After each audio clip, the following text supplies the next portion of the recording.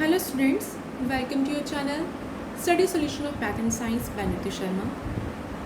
By this channel, I am trying to solve your problem of notes making and extra questions of Math and Science. So today I am going to start chapter 10 of class 10th, that is light, the reflection and refraction.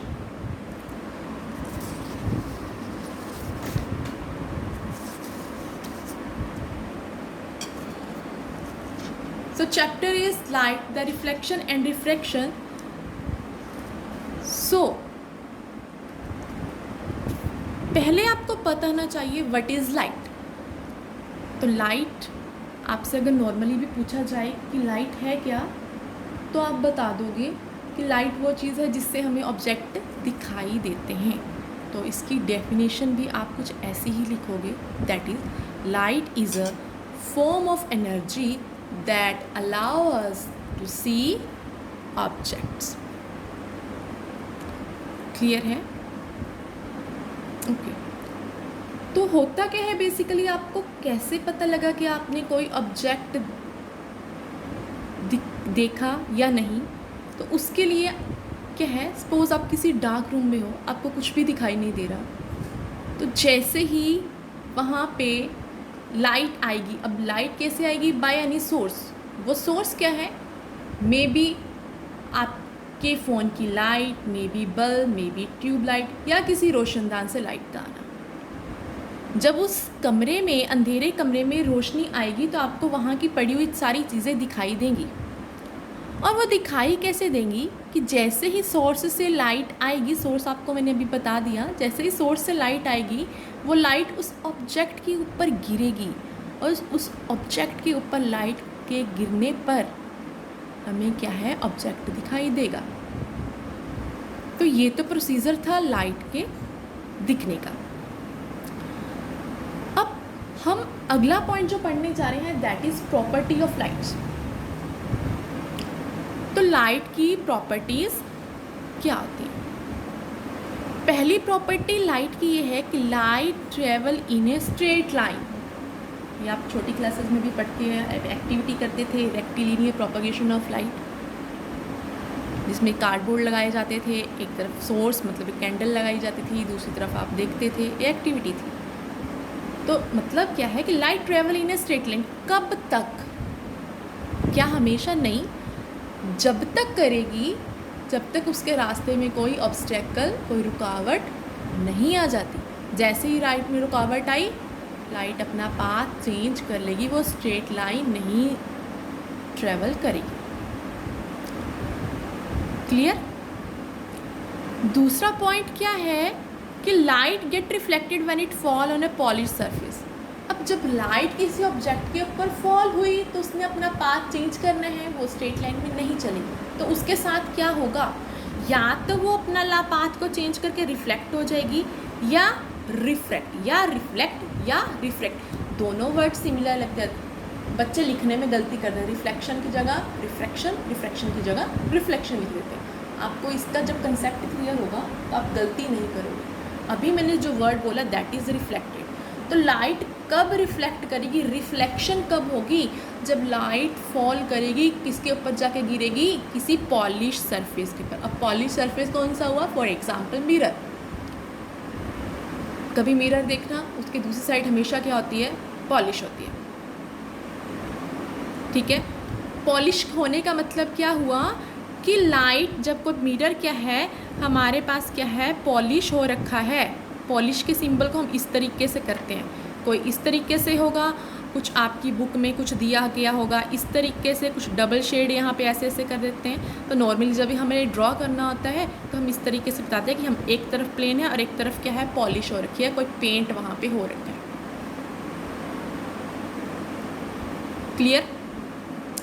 तो light किसके ऊपर fall करेगी? Polish surface से. Polish का मतलब हमने इधर से रोक लगा दी, लाइट आएगी, इधर आएगी, अब इधर नहीं आ सकती, पॉलिश होगी, रुकावट आ गई. तो जब रुकावट आएगी तो लाइट कहाँ जाएगी? वापस आ जाएगी. टकराने के बाद आ गई, उसका रास्ता इधर ना होके इधर हो गया. That is called reflection. ये किस में होता है? मिरर के केस में. तो अगर लाइट टकराएगी किसी ट्रांसपेरेंट के ऊपर, अब ट्रांसपेरेंट में तो पॉलिश नहीं होती, तो वो जाएगी इसके आर पार देखा हो जाएगा, मीन्स किसी ग्लास के ऊपर, तो क्या होगा, लाइट क्या होगी, उस फिनोमिना को हम क्या बोलते हैं, रिफ्रैक्ट। उसमें क्या हो गया, रिफ्रैक्ट, लाइट रिफ्रैक्ट होगी अगर वो ट्रैवल करेगी एक मीडियम से दूसरे मीडियम। अब एक मीडियम से दूसरा मीडियम कैसे, यहाँ पे कुछ और हो सकता है, यहाँ पे कुछ हो सकता है, जैसे पानी में आप देख सकते हो, पानी के अंदर का मीडियम कुछ और है, पानी के बाहर का मीडियम कुछ और है। तो लाइट क्या है, उस फिनोमिना, लाइट क्या होगी, उस टाइम रिफ्रैक्ट होगी। This phenomena is called refraction. और जो पहले पॉलिश वाली जो मिरर की बात बोली थी वो हो गया था रिफ्लेक्शन। क्लियर है। फिर है कि जब लाइट ट्रेवल करेगी एक मीडियम से दूसरे मीडियम, तो क्या होगा, लाइट की वेवलेंथ चेंज होगी, इसकी क्या है, प्रॉपर्टी के पॉइंट से, तो वेवलेंथ चेंज होगी। अब आपने नई टर्म पढ़ ली यहाँ पे, वेवलेंथ। वेवलेंथ क्या होती है, अगर आपको जनरल वर्ड्स में बताओ तो वेवलेंथ क्या होती है, लेंथ में डिस्टेंस।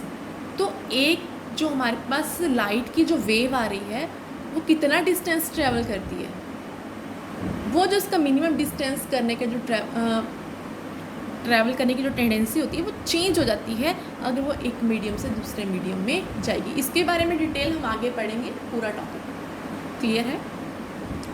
लास्ट पॉइंट है, लाइट क्या आती है, एक इलेक्ट्रोमैग्नेटिक वेव होती है। अब यहाँ पे आप पढ़ रहे हो लाइट का कैसी property, light is electromagnetic wave. तो यहाँ पे आपने नई चीज़ पढ़ी, इलेक्ट्रोमैग्नेटिक वेव।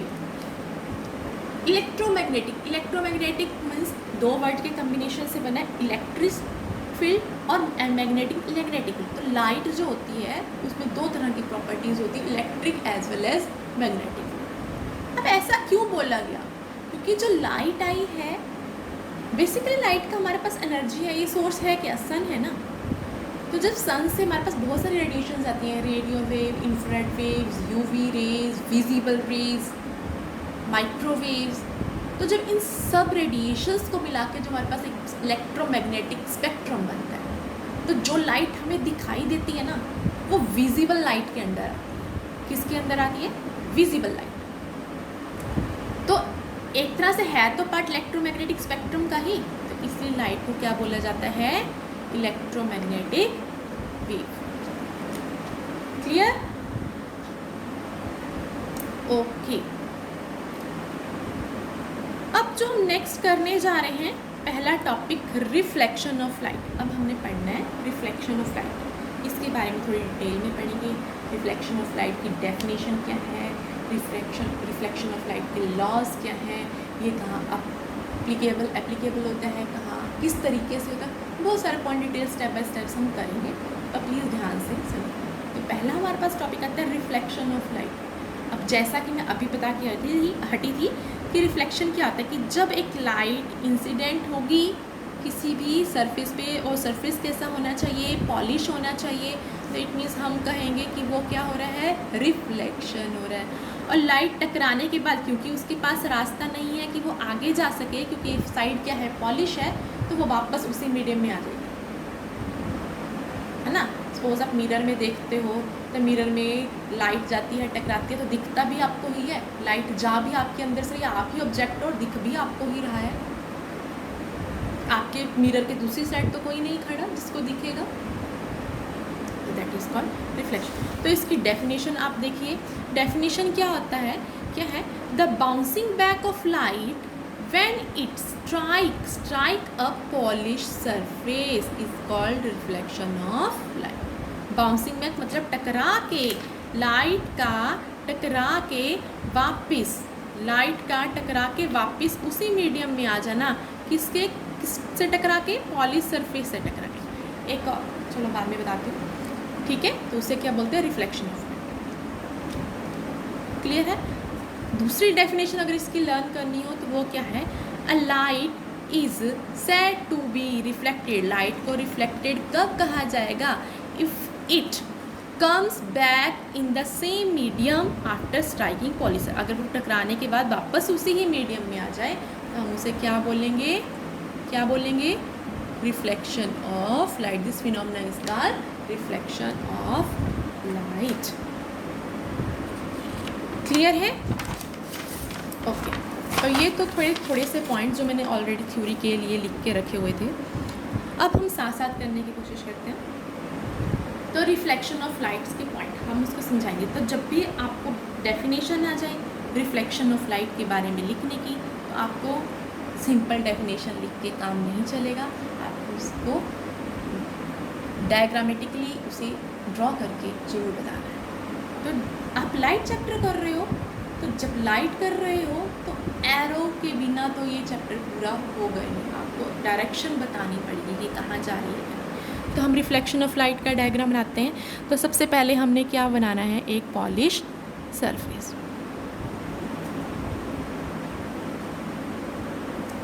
ये सिंबल मैंने आपको बता दिया था, मैंने पॉलिश के लिए सिंबलाइज किया है। अब रे ऑफ लाइट क्या है, इंसिडेंट होगी,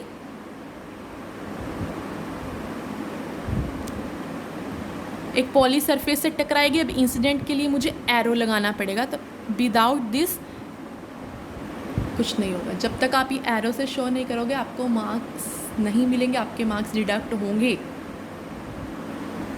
टकराएगी और टकराने के बाद वो क्या आएगी, सेम मीडियम में आएगी, वापस उसी मीडियम में चली गई। आपने क्या लिखना है कि जो गिरी थी लाइट, जो लाइट पॉली सरफेस के ऊपर गिरी थी, उसे हम क्या बोलेंगे, इंसिडेंट रे। और जो टकरा के वापस आ गई that is called reflected.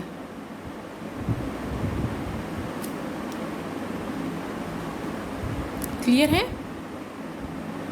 Okay, अब इस रिफ्लेक्शन के ऊपर हमारे पास क्या है, कुछ लॉज है,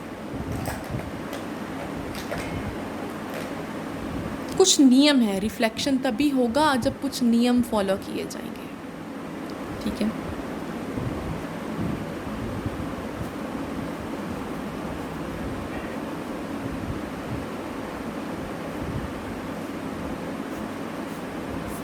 हमें कुछ लॉज फॉलो करना तो इम्पॉर्टेंट है। आ जाते हैं, ध्यान क्या देना है, लिखते हो कि रिफ्लेक्शन पूछा है कि रिफ्रैक्शन पूछा है, उस बात का आपको ध्यान देना है। Law of reflection. अब क्या है कि लॉ ऑफ रिफ्लेक्शन क्या कहता है कि जब भी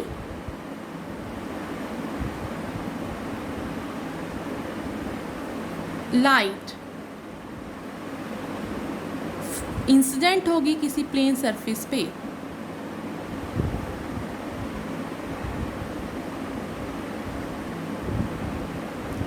तो हम जहाँ पे इंसिडेंट होगी वहाँ पे हमने क्या करना है, नॉर्मल ड्रॉ करना है। नॉर्मल क्या होता है, परपेंडिकुलर। क्लियर है? लाइट क्या हुई, इंसिडेंट हुई, इसे डॉटेड मैंने क्यों करा, क्योंकि इट इज़ इमेजनरी, इसका कोई रोल नहीं है। ये इंसिडेंट नहीं हो रहा, इंसिडेंट सिर्फ लाइट हो रही है, जिसको मैंने एक रे से इस एरो के अकॉर्डिंग दिखा दिया। ये कुछ इंसिडेंट नहीं है, ये परपेंडिकुलर है, ठीक है? जहाँ पे इंसिडेंट हुई वहाँ से हमने क्या ड्रॉ करा, एक नॉर्मल। तो जो इंसिडेंट होगी और यहाँ से टकराने के बाद क्या होगा, रिफ्लेक्ट होगी। तो ये इंसिडेंट रे और ये क्या है, रिफ्लेक्टेड रे, एंगल बनाएंगी किसके साथ, नॉर्मल के साथ। ये रहा नॉर्मल। तो अगर इंसिडेंट रे ने एंगल बनाया तो एंगल ऑफ इंसिडेंट इसको आई से डिनोट कर दो। अगर इसने बनाया एंगल ऑफ इसका भी एंगल ऑफ रिफ्लेक्शन। तो लॉ ऑफ रिफ्लेक्शन का फर्स्ट पॉइंट क्या कहता है कि according to this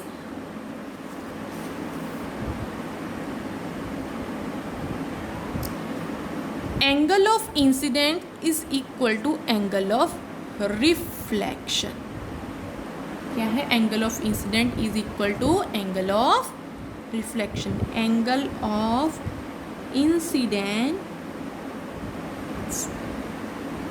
is equal to angle of reflection, ध्यान रखना अभी रिफ्लेक्शन की बात हो रही है तो रिफ्रैक्शन नहीं लिखना, रिफ्लेक्शन लिखना है। आप रिफ्लेक्ट कर रहे हो, ये गलतियां होती हैं। क्लियर है? तो आपको डायग्राम के अकॉर्डिंग ये बताना है। दूसरा पॉइंट क्या है कि जब भी रिफ्लेक्शन होगा,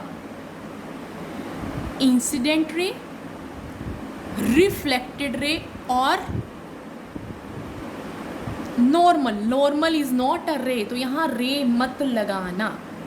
incident ray, reflected ray and the normal, ये जो तीनों पॉइंट्स हैं ये क्या होंगे, एक ही जगह पे मिले। ठीक है, तो हम क्या कहेंगे, इंसिडेंट रे,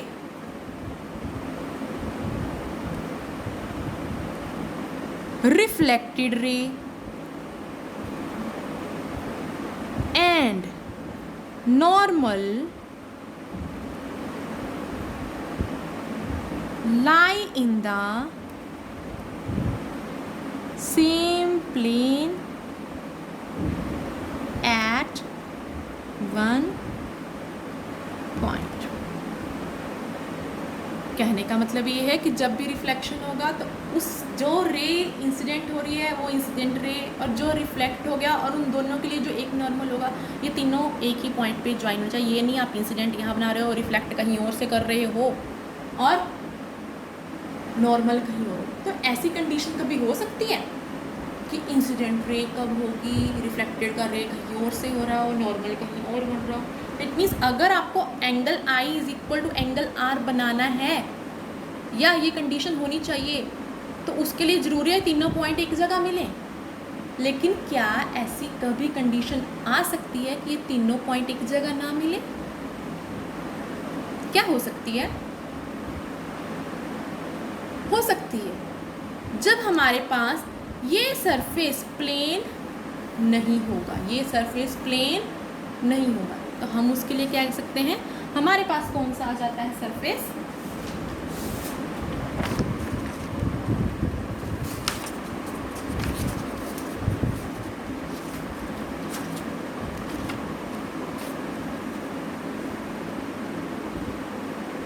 इर्रेगुलर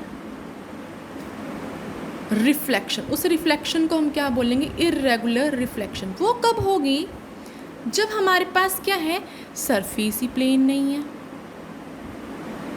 कर दो पॉलिश, आएगी कहीं और से ही रिफ्लेक्ट होगी, नॉर्मल कहीं और ही बनेगा। ये तो आपने रफली बना के, इरेगुलर जरूरी नहीं ऐसा ही सिंक्रोनाइज एक साइन वेव होगी, इरेगुलर कुछ भी हो सकता है। तो आपको प्रॉपर रिफ्लेक्शन वहाँ पे नहीं मिलेगी। आप देखना, इसका एग्जांपल मैं आपको बता सकती हूँ।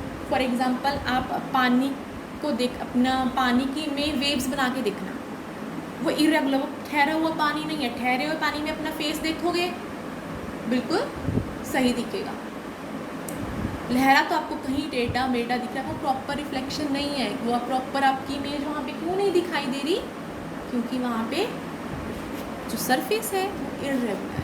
वहाँ पे इंसिडेंट रे, रिफ्लेक्टेड रे और जो नॉर्मल है वो मैच नहीं कर रही, वो तीनों पॉइंट्स आपके मैच नहीं कर रहे। क्लियर है? तो आपने ये पढ़ लिया। तो अभी तक आपको जो चाहिए लॉज ऑफ रिफ्लेक्शन आपने पढ़ना है कि लॉ ऑफ रिफ्लेक्शन कहाँ कहाँ पे अप्लाई होता है। इट मीन्स प्लेन मिरर्स आपके स्मूथ सरफेसेस कहाँ पे आते हैं। तो इसके लिए हमें पढ़ना है मिरर्स। तो रिफ्लेक्शन है तो इट मीन्स हम बात करेंगे मिरर्स की। हमने रिफ्लेक्शंस को ही आगे डिटेल में पढ़ना है ना। तो हम देखेंगे वो मिरर कौन कौन से टाइप्स होते हैं। मिरर पहला तो हो जाता है हमारे पास प्लेन मिरर, दूसरे आ जाते हैं हमारे पास स्फेरिकल मिरर्स,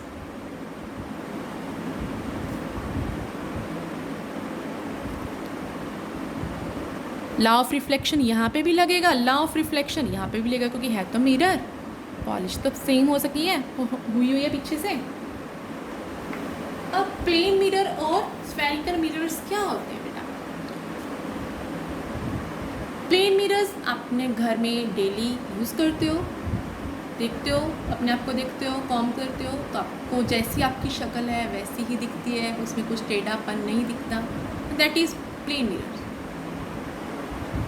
स्फेरिकल मिरर्स कहाँ पे यूज़ होते हैं? जहाँ पे जैसे आप हो दिखोगे तो वैसे ही, लेकिन साइज़ आपका सेम नहीं रहेगा। कहाँ पे यूज़ होते हैं स्फेरिकल मिरर्स? आपके व्हीकल्स की साइड में, आपके कार के जो साइड में मिरर लगा होता है पीछे देखने के लिए, है ना? तो ये स्फेरिकल मिरर्स है। आप स्पून में देखना, स्पून की कर्व देख लो, दिखती है आपको, स्टील के स्पून में भी अपनी शक्ल दिखेगी, लेकिन वो वैसी नहीं दिखेगी जैसे एक्चुअल होनी चाहिए, तो कुछ चेंजेस दिखेंगे, तो वो स्फेरिकल मिरर दिखती है इमेज, लेकिन एक्चुअल नहीं दिखती। प्लेन मिरर में जैसे आप हो आप वैसे ही दिखोगे, ये दोनों की पहचान। तो अभी जो हम प्रॉपर्टीज आज स्टडी करने जा रहे हैं वो है plane mirror,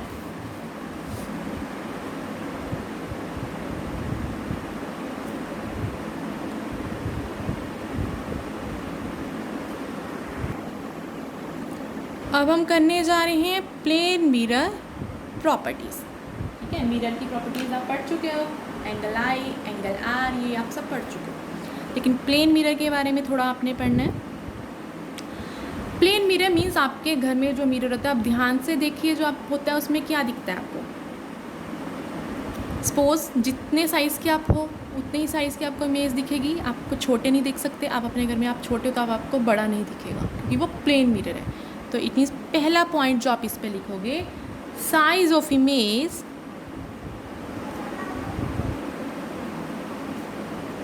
is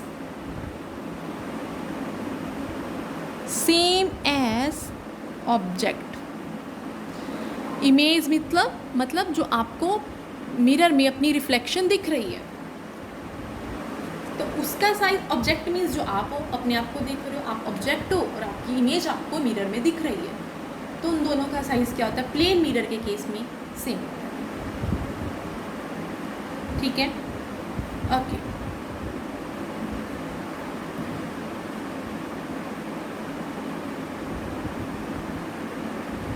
image shows left right reversal. अब लेफ्ट राइट रिवर्सल क्या है कि जब आप मिरर में देखते हो, आपको आपका लेफ्ट पार्ट, वहाँ पे राइट पार्ट दिखता है, वहाँ आपका राइट पार्ट और आपको लेफ्ट पार्ट दिखेगा, उल्टा दिखेगा, होता है ना? आपको अपने बुक में अक्षर उल्टे लिख के देखो तो वो भी क्या है, आपको उल्टे दिखेंगे। आर लिखोगे मिरर में देखोगे लेकिन वो उल्टा दिखेगा, तो उसे क्या बोलते हैं? Left right reversal. और इस चीज़ को एक और नाम दिया गया है, इसी चीज़ को हम बोलते हैं लेटरली इन्वर्टेड। इन्वर्टेड मतलब उल्टा। ठीक है, थर्ड पॉइंट आप इसमें क्या लिखोगे? ट्राई कीजिएगा कि नोट्स आप मेरे साथ साथ ही लिखते जाएं, ताकि आपके नोट्स बनते रहें। वीडियो देख के रख दोगे, नोट्स नहीं बनाओगे तो बाद में आपको ही दिक्कत है।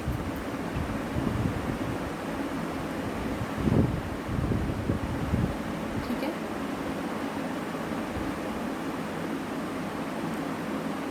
Okay.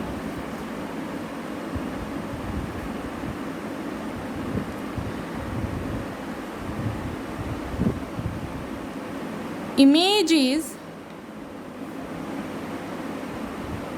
virtual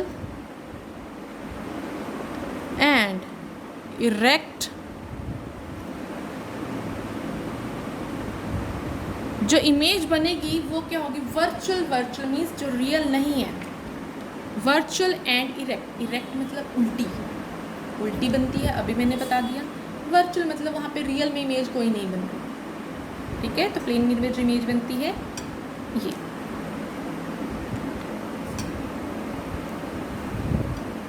image form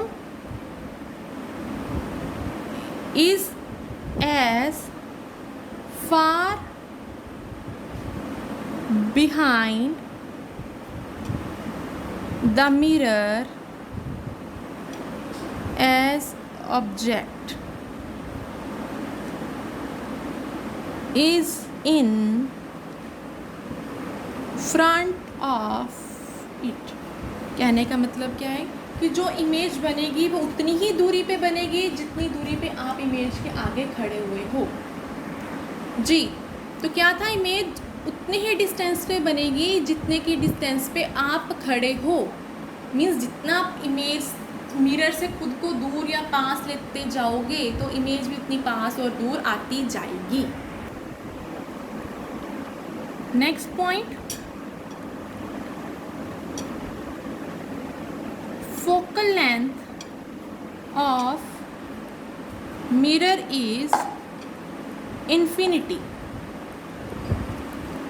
focal length means focus करने की पावर, जो पावर नहीं सॉरी फोकस कितनी दूर तक कर सकता है, जो फोकल लेंथ होगी वो इन्फिनिटी है। आप एक मिरर से बहुत दूर का व्यू देख सकते हो, आप जहाँ तक आप जितना आप पीछे तक देख सकते हो मिरर भी उतना ही पीछे तक देख सकता है, उसकी कोई लिमिट ख़त्म नहीं होती। ठीक है, ओके। तो ये कुछ इंपॉर्टेंट पॉइंट्स थे जो प्लेन मिरर के हैं। आई होप आपको समझ आए होंगे। जो भी डाउट्स हैं, आपके क्वेश्चन हैं, आप प्लीज़ कमेंट सेक्शन में लिख दीजिएगा।